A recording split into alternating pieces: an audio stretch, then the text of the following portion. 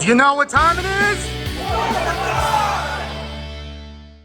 Story about the Camaro. So it wasn't my Camaro, but it was literally one of those Hertz rental car Camaros. They may have rented it. I wouldn't be surprised, but it was a 4-cylinder Camaro, so it looked way stronger and more powerful than it actually was. With all the extra stuff on it, like they didn't put all that stuff on it. So when I was shooting the scene in Wheels of Fate, where I was tricking, when I was when I was kind of training it or working it like you ride a horse. Yeah. When I was trying to fight with it, when I shot it, I had the pedal all the way down, and so they wanted to make it look like I was fighting with it. So I'm doing this, and I got my foot all the way down, and they're like, go faster, step on it. I'm like, I am. It's like going nowhere. So literally, like nothing. It was like a 4-cylinder automatic barrel, but it looked really cool. Indeed. So are you going to ask me questions, or is it all main questions? You know what, honestly, this is such like an intimate kind of panel. I kind of let it go. Okay, so if you guys got questions or want to ask, or, we can just go if you just want to put your hands up. He's property. Okay, sir. Okay, well, the other two aren't as important. So. Well, we got the most important support right here. Yeah, so if you guys got questions, we can just kind of chat. Yes, sir, over there in the back. We were just discussing before you came in. What do you think happens with the zero ranger hours when it's switched over to turbo? What do I think happened to the Zero Ranger hours? Zero Ranger. Well, I think it didn't just fail. Evidently, I think all the powers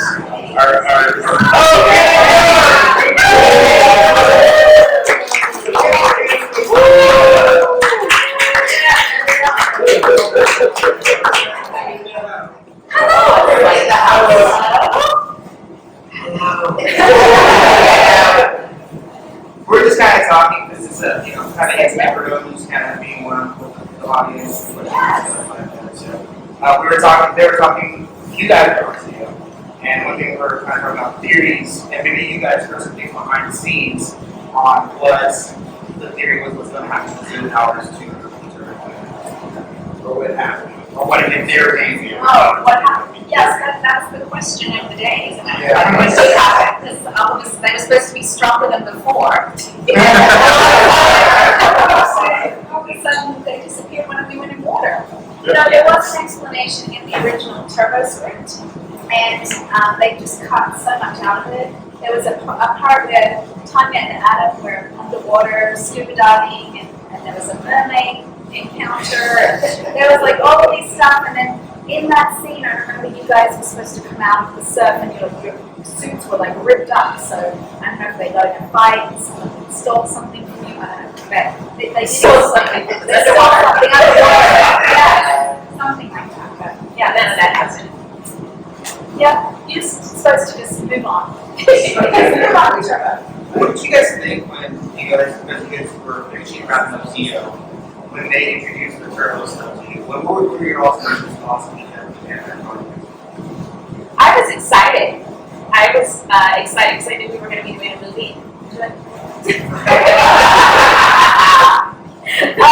I was excited to be my first feature film, so I was just thrilled to be doing the movie.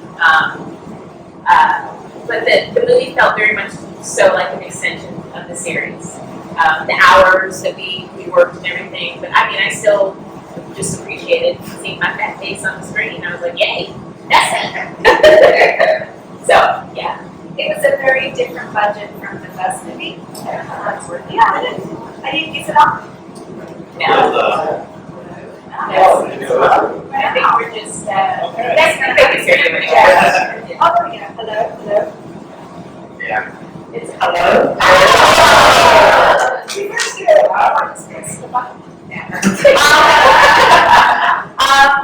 So yeah, the first movie had a very big budget, Fox was behind it, and so Turbo was, we did not have much of a budget at all. So it was, and I think one of the criticisms from the first movie was that it didn't feel like the show. The fans felt like it wasn't like with same costumes and stuff, so they wanted Turbo to be more like the show so they could transition from the movie and bring the audience into the series. So it was a little bit of a different approach, I think. But Turbo's good, it's still good. What about you, Selwyn? What do you have to say? That was How do you feel coming second team Turbo. I actually have a question for Selwyn. Yeah. Because we always get asked this question, like how did you know that you had to be replaced and stuff like that? How did you find out about the Turbo audition? Do you remember any of that? Because I don't know that I've ever asked you past that. Yeah. So I think there was an audition. So I didn't even have a theatrical agent at that time. I was a commercial. I just had a commercial agent. So commercials is just, you think you're cute, you don't really have lines, you just kind of sit in the background of like a chewing gum commercial, that sort of thing. So that's what I was doing. But one piece of advice they gave me was stay in front of your agent. Like always go see them, take them coffee, whatever you can do to get in front of their face a lot so they can be in front of mine. So anyway, Yeah. I just happened to go in and the exact same thing happened. The theatrical agent saw me, said, "Hey, who's that kid? They're right now looking for like an African American teenager to play a superhero." I don't know if they said Power Rangers exactly, but they said it was a superhero. So he took my stuff, grabbed my resume, sent it in, went to the audition, but through the auditions, I think it came out that it was for the Power Rangers. And I can't remember right now if they were keeping it hush hush or if it was, open that was for the Power Rangers. But I think it became evident that that's what it was for. So during my audition process, I just went back and was like watching videos and trying to watch what I can of the Rangers, and I didn't know, at who we were replacing at that time, and that was towards the end of that, the audition process. I didn't know what you guys knew or how you were going to transition off. If it was the season ending, I didn't know we were going to come in and like literally take the second half of the season. Like that part, we didn't know. We were set shooting. Yeah. Ahead of where they're at anyway, so we had no clue. So I think I did know it was Rangers. I think I did know that, it was Jason's team. So I was watching that footage. That was it. The rest is more like once we get the set, you see the script, you see how they're doing it at that time. If that helps. During the movie, did you guys know that these was coming in or that happened? No, we found out. Besides why we were little late. It's a little sad. Understanding. Yeah.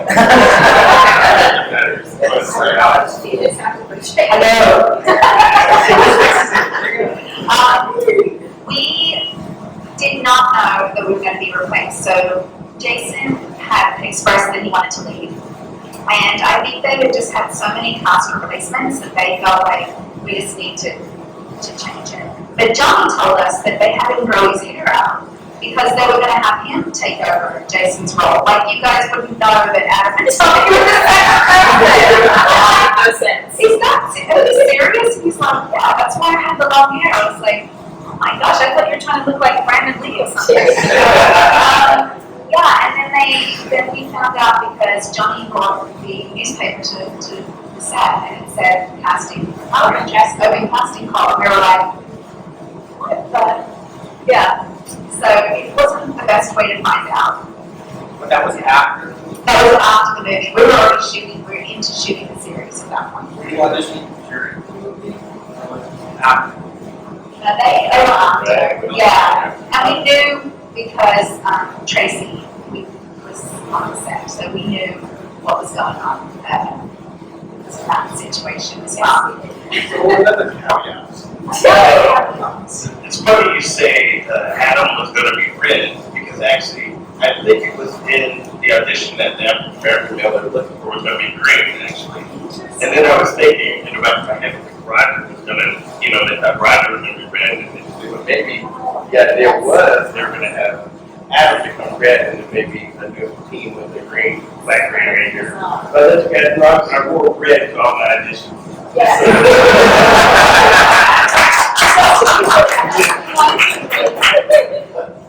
think it's Yeah, I think Look, he's back happening again. See?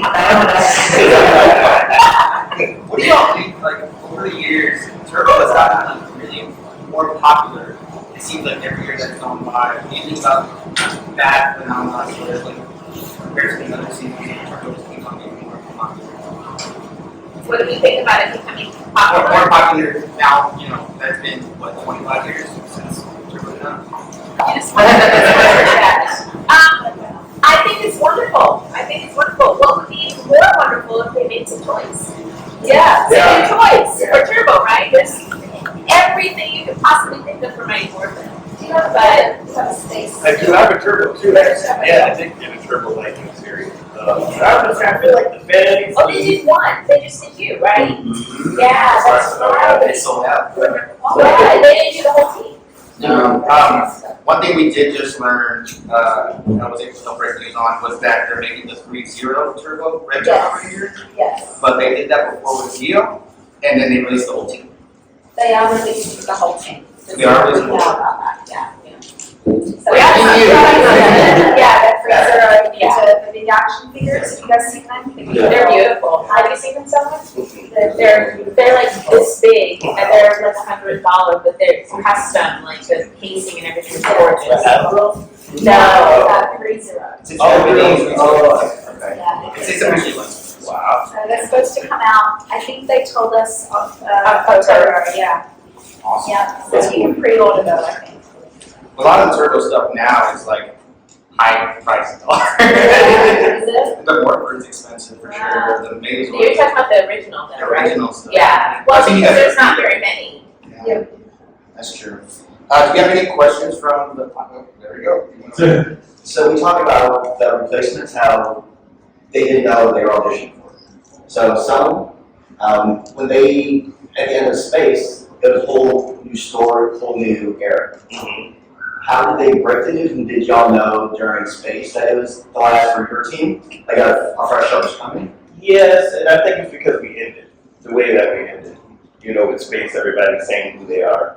You know, the Rangers being revealed, more or less. So I think, as you know, it's supposed to be the end anyway. It was supposed to end Power Rangers franchise. But we had started to do so well at that point that they continued on. But yeah, I think it was pretty obvious to us all. And I think, I'm trying to remember back. I just think, you go on hiatus and you just don't get called to come back. I have a question for you. Guys, step in. Why did you not transition to the Red Ranger for in space? Yes. Well, the storyline was because That is a question too. So I was like, what? Now take that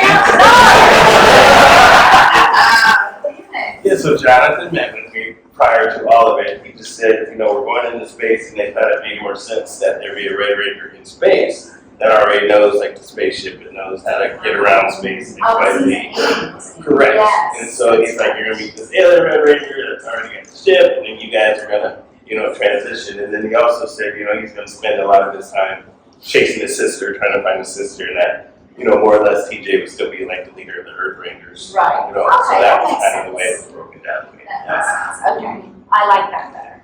I think a lot We of were making some assumptions. We were getting it. I think yes, there was some David back then for sure. But Yeah. why are they doing this? He was a great leader, and he was so nice when he came on the set. We're like, who is this handsome young man? We were sitting inside, and I remember vividly, we were sitting inside the honey wagon, and Selwyn was in between Kat and I think Roger might have been in there. I don't know if you remember this or not, but we were all, because we had just been Googling, because we knew this was like the last day there, so we were so sad. And we were all leaning back, we were laying back, we had our legs up, and we were just sitting there inside of the honey wagon. It must have been lunchtime or something, I don't know. But just in silence for a moment though. But it was just so cool. It was cool. Do you remember that at all? He's like, Yeah, no. I thought they kept us apart-ish a lot of the They time. did. Like, we Well, didn't I have liked a ton of interaction. Yeah, so but like, we people did. were like, We were in that honey wagon for a little bit. Yeah, before we had to transfer our powers over to you guys. They didn't want us to beat each other up or something. Okay, easy matchup. Any other question? Okay, I said two questions. The first one is actually just, well, I just want to say to Catherine that when I first met you at the 2019 Owl City, I should have asked you about your sword, about how you did the Sword sequence, about was it really you driving the Zord with these No. splits? Or how did you do that sequence? You mean in my Morphinominal Expo? No, your Zord. When your Zord becomes the arms and then we find the Megazord. Which season though? The Turbo. Turbo. Yeah, you're the arms. I'm the arms, I didn't know that. No, I know, I'm the arms, I was the leg in Zio, I remember that. You're the Turbo, you're the car. Yeah. The car, yeah, Yeah, the arms, you that's split. right. No, I did not do, that was all done, in like CGI. They did that through, and they did use some of the Sentai footage, but, for the movie, I remember we filmed the cockpit scene and the car, some of the car stuff, but it was not what that really looked like. The car was like, not the best, they didn't really go. The outside looks great, but the Yeah. inside was So just. torn apart. My Suzuki was like, Yeah, like, we just needed to go up another foot for the camera. I'm trying! To add to the first part, how did it feel in once and always to actually get to use the morphing sequence that was done by Kimberly? Where you got to do pterodactyl. I remember saying to David Yost, you know, I've never said this before. I've never said pterodactyl. And he was like, you haven't. And I said, no, I haven't. He was like, oh yeah, you haven't said that. And I'm like, that's what I just said. Can we go back and forth and say it? I only did Pink Ranger Power, so it was really, I was a little bit nervous saying it for the first time. Like, are they going to do that? Because, you know, in Ninja Steel, they had the turbo morpher didn't even look like the turbo morpher that we used. And it had like, the key was like this big. And the director had me putting it down here, even at the opening, and I was like, this isn't right. He's like, don't worry about it. And then that picture is all over the place. And so, did that happen to you? Exactly the See, same. it's not just me. And I was like, damn it, I just did what I was told. Yeah, So, they say that the effects will come from when you have an actual close, but technically it gets. And then they just took the pictures everywhere, and I was like, I know what I'm doing. Yeah. Turbo. Motion, right? Yes, they went to the right, I learned today. Yeah. We went to the left.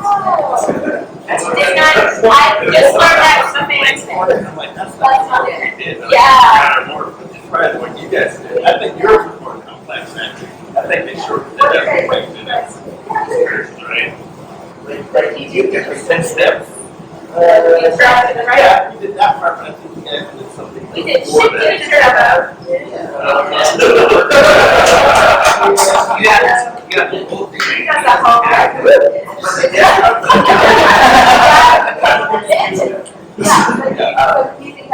I think yours was a little longer. I was trying to get us all to do it at the same time. I think they decided to cut it down a little bit. Well, because it took us almost 2 hours to freaking get it.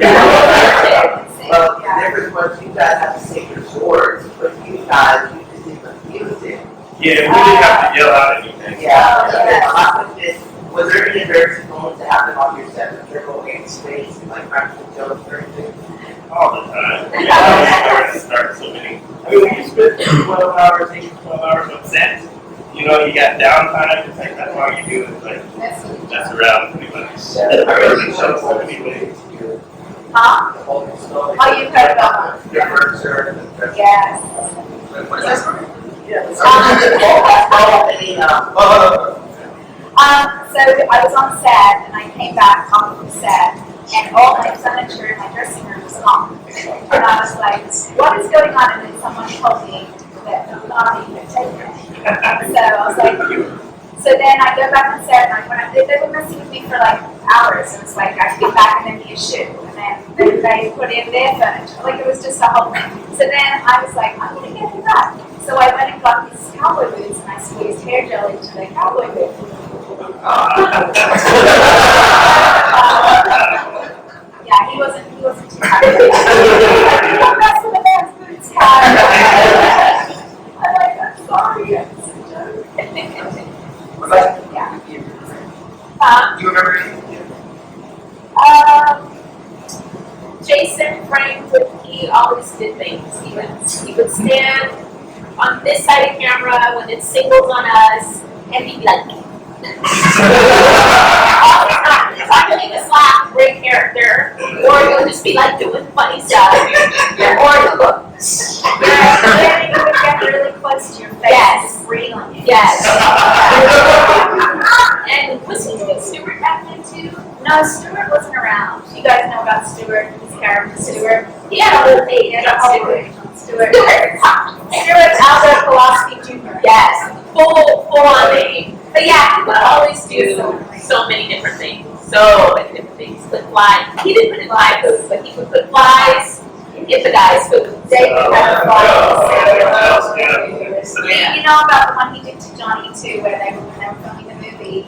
He told dead Johnny to get on the roof of the van, and then he locked the windows, and the car was driving, and he wouldn't let it in back inside.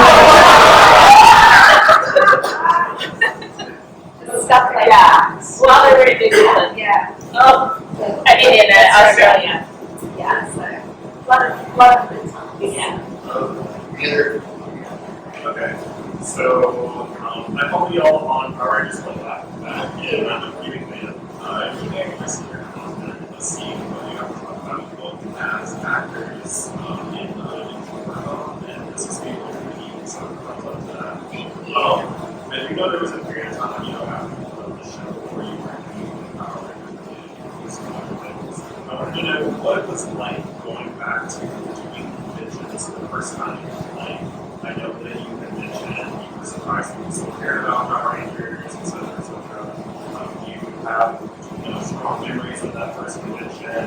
Yeah. Anything you would like to share about that? Yeah. Was that the anime one? Was 2001, yeah. Was that before? Yeah, because that was the phone we met Scott at. So we were asked to do a con, and Kat couldn't make it on Friday. She was coming on Saturday. So I went on, Friday, and was setting up, and I'm sorry, guys. How did you find out about the honor and contact with you? so JC,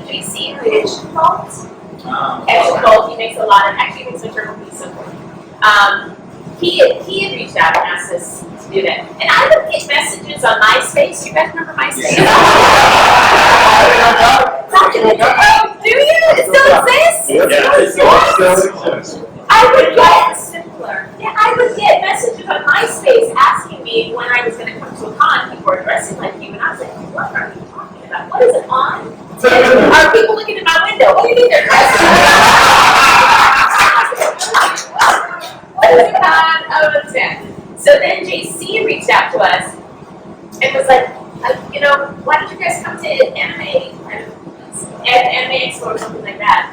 And so I was like, sure, I'll come. Didn't know what I was supposed to bring, didn't know, he made a photo for us. Yeah, he made a print for us, that's right. And I remember going and I was setting up and then a line started forming for me and I was like,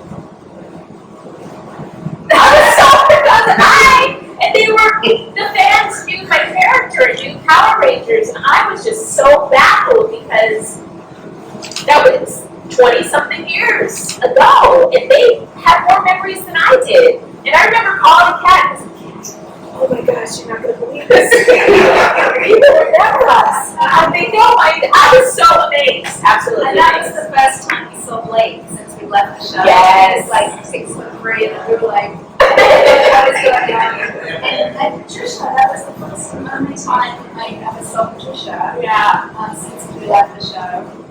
We had got a picture together, but it was very overwhelming to see how, after all these years, I didn't even know the show was still on. Yeah. You go on with your life and you do your job. And, but it's been such a blessing because we could brought us all back together. There's such a family. There's crazy people in every family. One running to the live as we speak. Very similar, and it may have been that same con that I first got exposed. I want to say it was like more from con too, like some of the first cons, but I didn't like it. It was, like you said, overwhelming. You feel kind of like you're an animal in the zoo if you were just walking by living there. You're still rocking your head around all the time, and like she said, like those ones, it's like, I'll be like one. I'll go sit there right for a day and check it out. I think we were coming out of the game for like an hour or two. Like more, and I was like, I'll check it out. But it was just weird. And Patty was with me, and she kind of voiced the same thing. Like we just felt out of our element. Yeah. you know, when we're shooting, we're in a closed set, it's just a crew. You know, but now all of a sudden, you're like, you know, you're completely closed. But I think it's just like changing your mindset. And then once you get into it, you start to see like the benefits and the rewards. You're seeing, you know, the fans in your lives. So that kind of, you all have to stay in it long enough to see like, oh, this is what is right. It's actually interacting. And learning about the story and learning about the fans. And then that's what really affects me. I love it.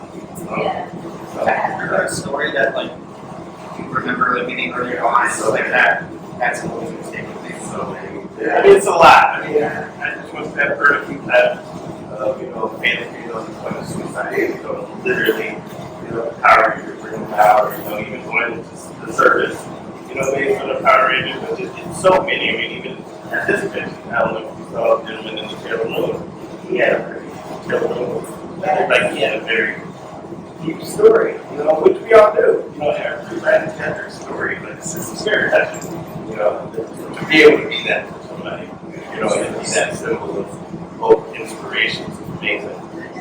There was a young lady that I met at my very first Power Con, and she was battling an illness.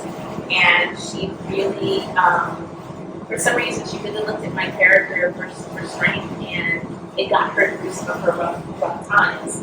And then I remember her sister coming back the following year and telling me that she passed. It was really hard. I still have a picture. I mean, I know that we all are going to be deserved one day, but when some of the stories that Selwyn was saying are just that they can draw you to tears. Like I had no idea when I was on Power Rangers the impact that it had on people. I was like, this is just a job. Yeah, we had to do public service announcements so that you guys would beat up one another and your siblings. We had so many, like knocking each other out. None of these, but I didn't know that some of our storylines, how much it impacted our viewers, like what it meant, and the stories, the heartfelt stories that I hear are just, it's amazing. It's a gift. It's definitely a gift. You guys don't know how much of a gift it is to us to hear what Power Rangers meant to you or what our characters meant to you. It's a beautiful thing. So thank you, first of all. Thank you guys. Because we wouldn't even be here if it wasn't for you.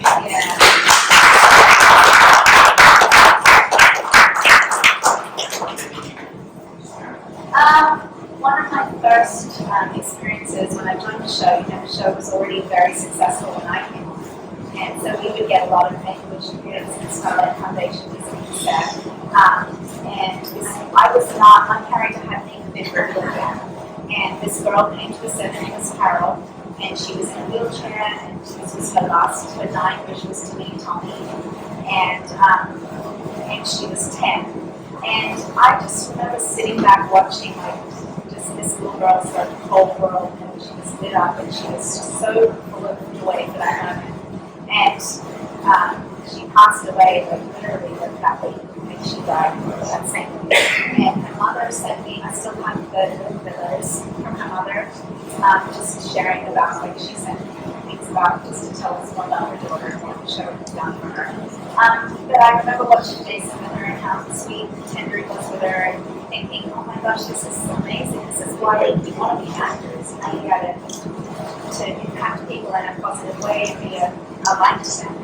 And so I remember taking that very seriously. I still do when you have people that come to you and share those parts of their life with you.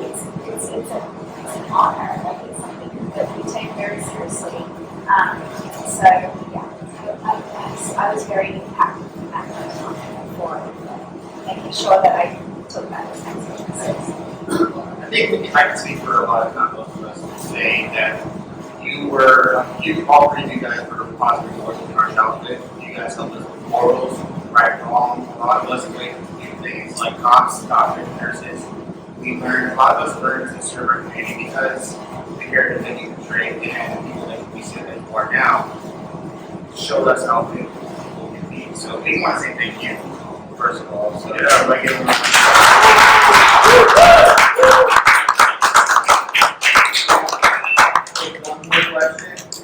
wants to ask a question? If not, we'll let that go. Thank you guys so much, Kathy. Oh, you have one. Oh, yeah, one. We have one. Okay. No, I just had two things. One, thank you so much for being here. You know, I guess I can speak for everybody in New York, part of our challenges and stuff. One question that I had is completely random. Given that y'all have gone so many times over the years, what's like the most random thing you've been asked about? I remember somebody asked David Yost this on a conference. Yeah. And, yeah, so I don't know if there was anything random that, like, you know, in which you're like, oh, this is new, I've never seen that before. So. I would just say body part. I bought a car. Okay. So bakeries. I had a girl ask me, a waitress asked me to sign her forehead. I said, are you sure you want me to do this in Sharpie? It's a mistake. She said, that's the point. And she didn't have bangs. No, yes. So she was just like, so fast. Yeah.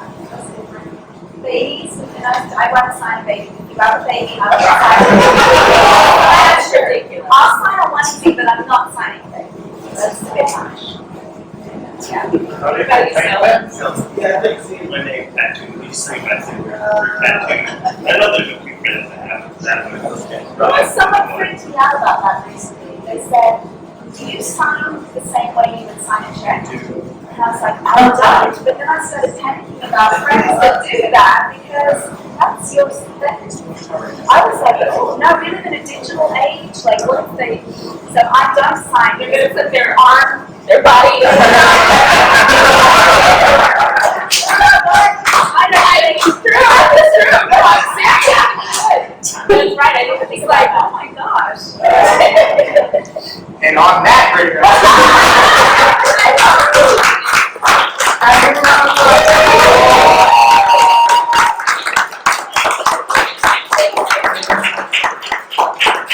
We have to go for a little bit longer, right? Yeah.